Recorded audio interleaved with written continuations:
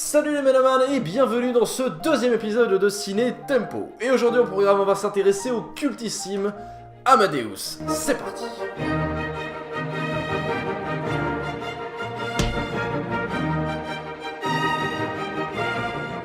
Amadeus est un film réalisé par Miloš Forman et sorti en 1984 avec Tom Hulce dans le rôle de Mozart et Murray Abraham dans le rôle de Salieri, les deux personnages principaux du film.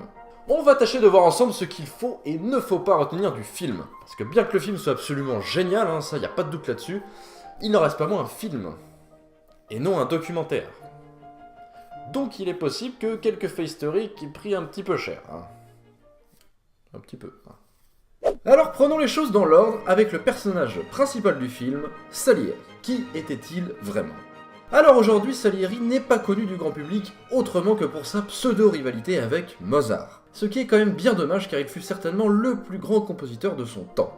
Il fut compositeur de la cour, directeur de l'opéra italien de Vienne, maître de chapelle de l'empereur, ainsi qu'un excellent pédagogue. C'est d'ailleurs lui qui fut l'un des premiers professeurs de Beethoven à son arrivée à Vienne. Alors pourquoi cette réputation de merde, on peut le dire ? Eh bien, il faut savoir que l'histoire du film Amadeus s'appuie sur une pièce de théâtre d'un certain Peter Shaffer, lui-même scénariste du film d'ailleurs, et qu'il a sorti en 1979. Et cette pièce fut elle-même inspirée d'une autre pièce de théâtre datant de 1830 et écrite par Alexandre Pouchkine. C'est d'ailleurs lui qui a popularisé l'idée comme quoi Salieri aurait assassiné Mozart. Alors bon, que les choses soient claires, ceci est totalement faux. En réalité, Salieri, certes jaloux par le talent de Mozart, alors en même temps, qui ne le serait pas un petit peu, mais il fut l'une des rares personnalités de l'époque à l'avoir toujours soutenu. Pour exemple, il a même carrément refusé d'écrire la Clémence de Titus pour la laisser à Mozart justement, alors en grande difficulté financière. Donc franchement, sympa le mec. L'origine de la mort de Mozart n'est pas encore confirmée à 100%.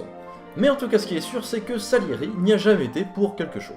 D'ailleurs, en parlant d'enterrement, le Requiem de Mozart n'a pas été joué pendant le sien, parce qu'il n'a tout simplement pas eu de cérémonie funéraire. Voilà, la loose quoi. Oui, Mozart a été enterré dans une fosse commune, car eh bien, il n'était pas d'un très haut rang social. Ce n'était entre guillemets qu'un artisan. Et d'ailleurs, comme le montre le film, Salieri fut l'une des rares personnes à avoir été présente lors de son enterrement. Et je ne pouvais pas finir de parler de Salieri sans vous en avoir fait écouter un petit peu. Alors on s'écoute ça tout de suite avec un petit extrait.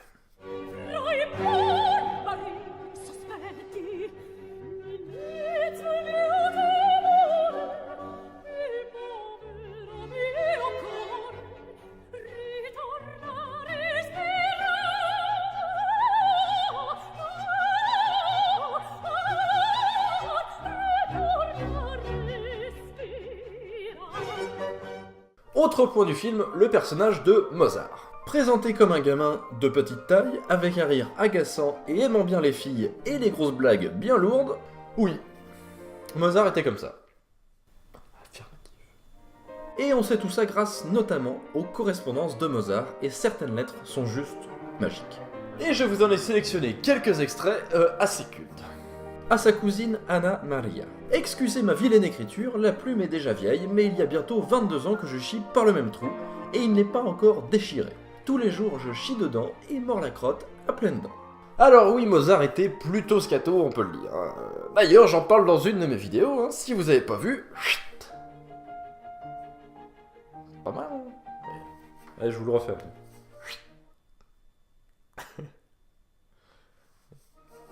À propos de son opéra Idomeneo.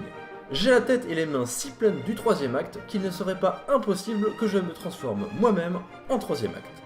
Encore à sa cousine Anna Maria, qui était un petit peu plus que sa simple cousine, On va pas se mentir.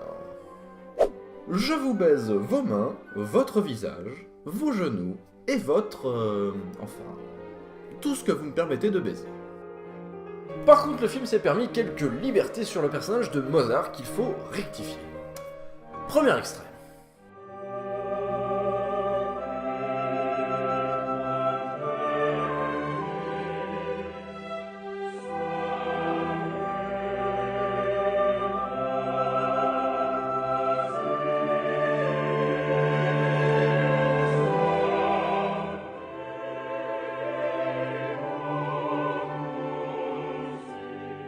Alors vous voyez pas ce qui cloche là? Non? Mozart qui dirige un orchestre, je ne sais pas, ça vous choque pas? Bah ouais, parce que pour ça, il fallait avoir le titre de Concertmeister impérial. Ce que Mozart n'a jamais réussi à obtenir malgré son acharnement. Lui, il n'était que musicien de la chambre royale. La honte, quoi. Allez, deuxième extrait, et ce coup-ci, c'est obligé, vous allez trouver.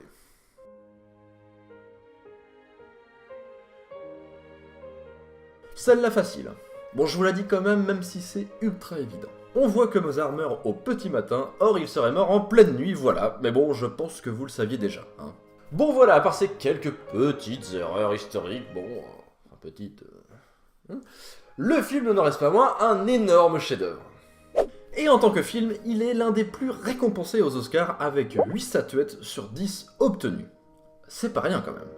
Et j'attire votre attention sur certains en particulier, et notamment celui de la meilleure direction artistique. Et notamment celui des meilleurs décors, qu'on peut qualifier de miraculeux, voilà, faut le dire, il y a un moment, faut le dire, voilà.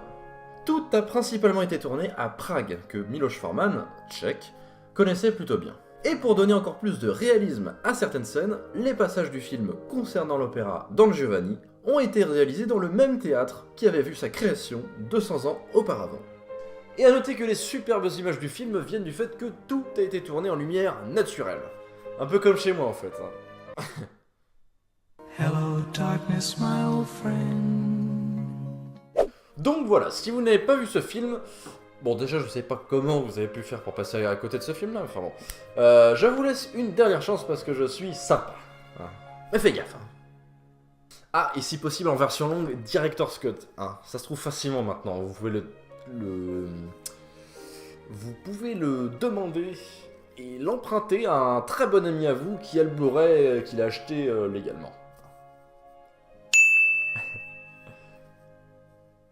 Voilà, c'était tout pour cet épisode consacré à Amadeus. N'hésitez pas à me suggérer les prochains films dont vous voulez que je parle dans l'espace commentaire. Donc si cette vidéo vous a plu, vous pouvez la liker et la partager sur les réseaux sociaux. D'ici là, je vous dis à la prochaine les mélomanes, portez-vous bien, ciao.